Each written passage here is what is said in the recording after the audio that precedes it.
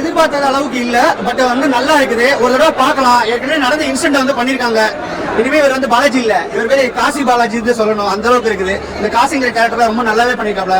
இது போகும்போது நம்மள உறுத்திட்டே இருக்கு. அந்த பசங்க எப்படி பண்ணிருப்பாங்க, அந்த பொள்ளாச்சி மேட்டரை வந்து பண்ணிருக்க மாதிரி இருக்குது. சோ அதையும் முழுசாவும் சொல்லாம வேற மாதிரி சொல்லாம கொஞ்சம் ட்ரை பண்ணிருக்காங்க. படம் ஒன் டைம் வாட்சபிள், கண்டிப்பா பார்க்கலாம். ரக்ஷிதா காண்டியா பார்க்கலாம், பட் நிறைய சீன்ஸ் கம்மி பண்ணிருக்காங்க. சோ பார்க்கலாம். கண்டிப்பா ரொம்ப ஃபீலிங்கா இருக்குது. ஏன் இப்படி ரக்ஷிதா கம்மி பண்ணுவீங்க? வேற யார் பேசுக்காண்டி நம்ம படம் போறோம்? ஜேஎஸ்கே அவ்வளவா தெரியாது, பாலாஜி அவ்வளவா தெரியாது, அவர் ஆக்டிங்கும் வராது. ரக்ஷிதா ரக்ஷிதா ரக்ஷிதா சாந்தினி கூட நல்லா பண்ணிருக்காங்க, ரொம்ப ஹோம்லியா பண்ணிருக்காங்க. பட் ரக்ஷிதா தான் மேட்டர் படத்துல சூப்பரா பண்ணிருக்காங்க. மேட்டர் கூட இருக்கு படத்துல. இல்ல ஃபேமிலியோட பார்க்கலாம், அவ்வளவு ஒண்ணும் இதெல்லாம் இல்ல, கண்டிப்பா பார்க்கலாம்.